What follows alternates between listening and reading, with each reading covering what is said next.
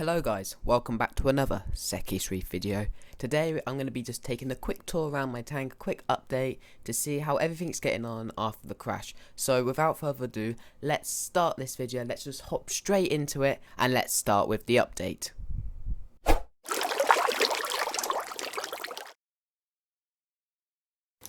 So then guys, this is my Red Sea Reef at this point today.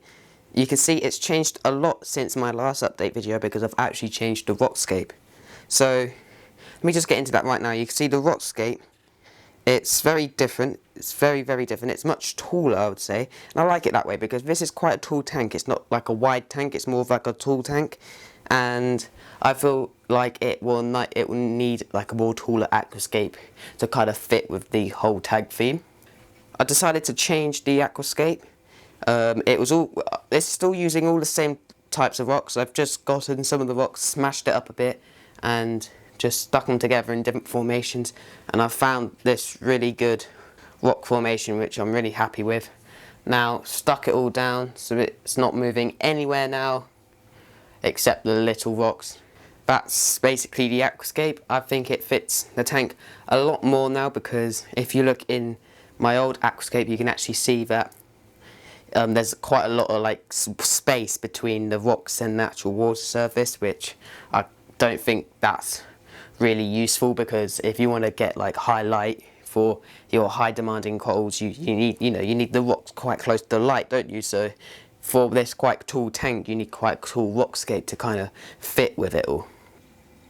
So right now I have a little pan around the tank. You can see there's not much corals in here because it's post from crashing and it's still recovering that tiny little bit, but we're starting to get corals in now. Our first coral was quite a cheap Monte Poro which has lost a bit of colour because it's SPS and the tank's still quite unstable at the minute, but it's doing alright, it's still got colour, it's not dead yet, which I'm happy about. So but at least the Monte Poro has survived somewhat, so we're definitely not crashing anymore. You can see here we've actually got some ceramiphids, and these are the fire and ice zoas. I showed them in the cinematic video. In the future we might get loads of different species of zoas together and create a big garden. But yeah, these zoas are doing brilliant. I love them so much, so easy to care for. Over here you can see we've got some clove polyps if the wrasse moves out the way. This wrasse picking on everything. These are clove polyps.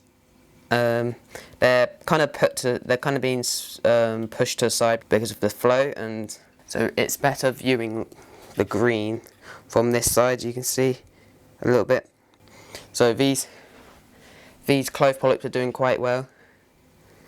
They're just outside of the sand sifting goby's cave here. He sleeps in there at night time. I want to start filling out like more corals around the cave to kind of make the goby feel more safer, more part of its natural habitat. I think it's kind of cool having a little goby sticking his head out among loads of corals.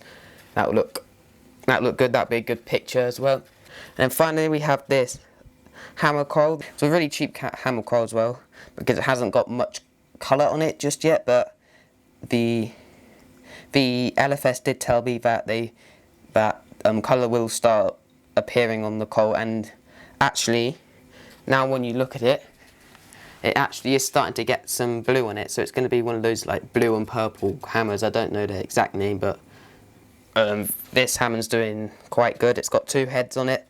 Hopefully it can start growing more heads and making it a big nice colony of hammer.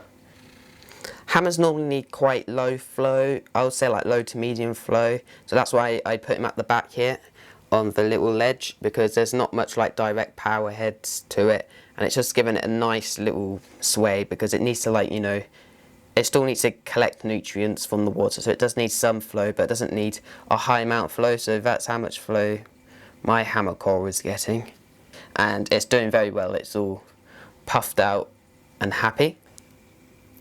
So moving back to the Monte Poro coral, like I said, it's lost a bit of colour. It's like when I first placed it into the aquarium, it started losing quite a bit of colour, and it started looking really patchy. But now all the colours starting to come back, so it's not completely dead. So that's a really good sign that the tank is coming back.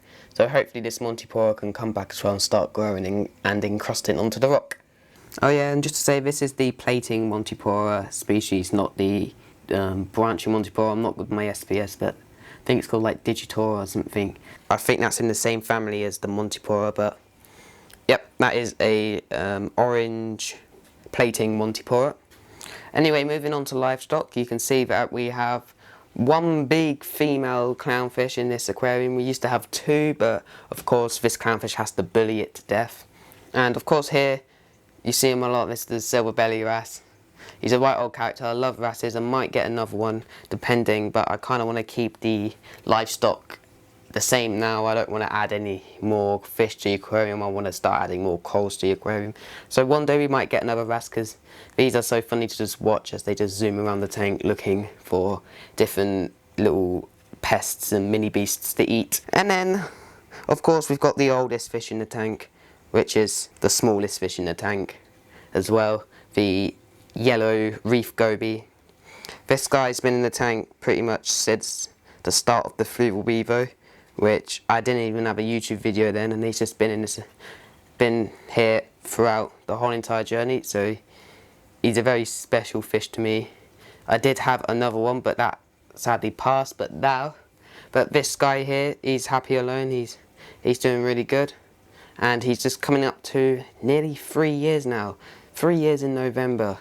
So hopefully we can keep this guy for longer. And then we've got the sand sifting goby. You can see here it's just sifting his sand like he does. He actually makes the water really bitty, and just having loads of dust particles in there. Because it's live sand, I added into the aquarium. You can't rinse it, so there's quite a lot of dust in there still, because I only added it quite recently to get rid of the dinos.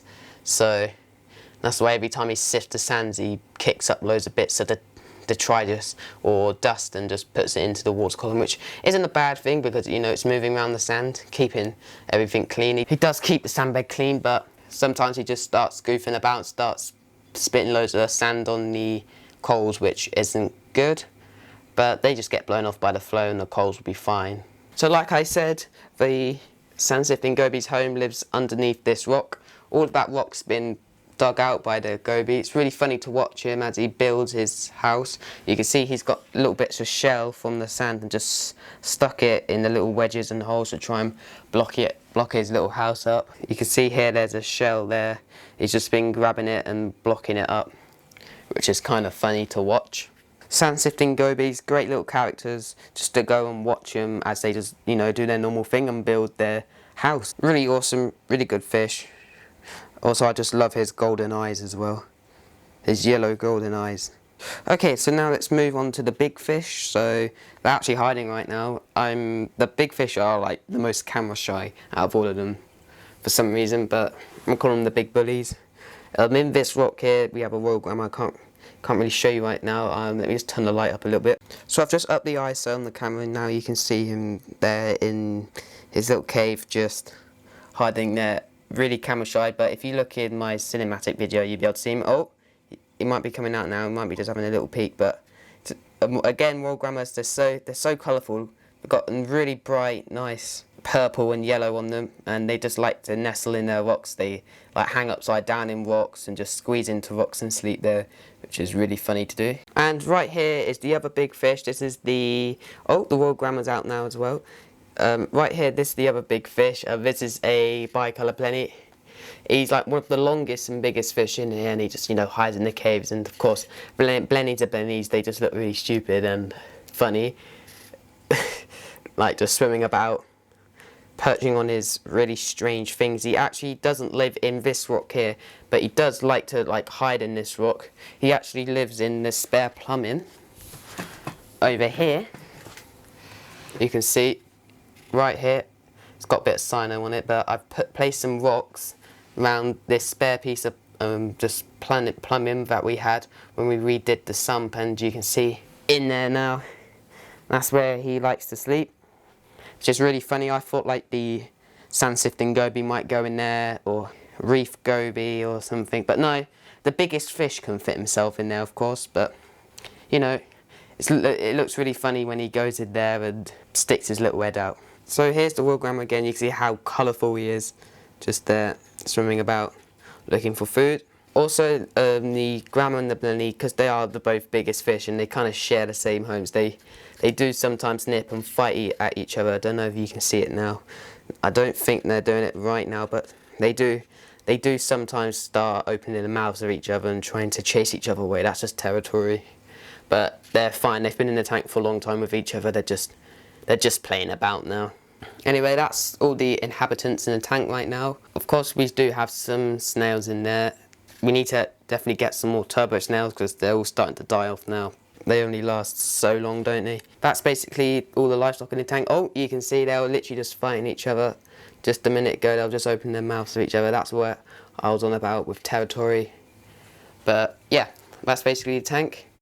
Thank you for watching this video, guys. Hopefully you enjoyed it. Hopefully you learned something from it. And if you haven't yet, consider like and subscribing, and don't forget to turn on those notification bells, so then every time I upload, you get notified and you can be the first one to watch it. Anyway, thanks for watching and happy reefing.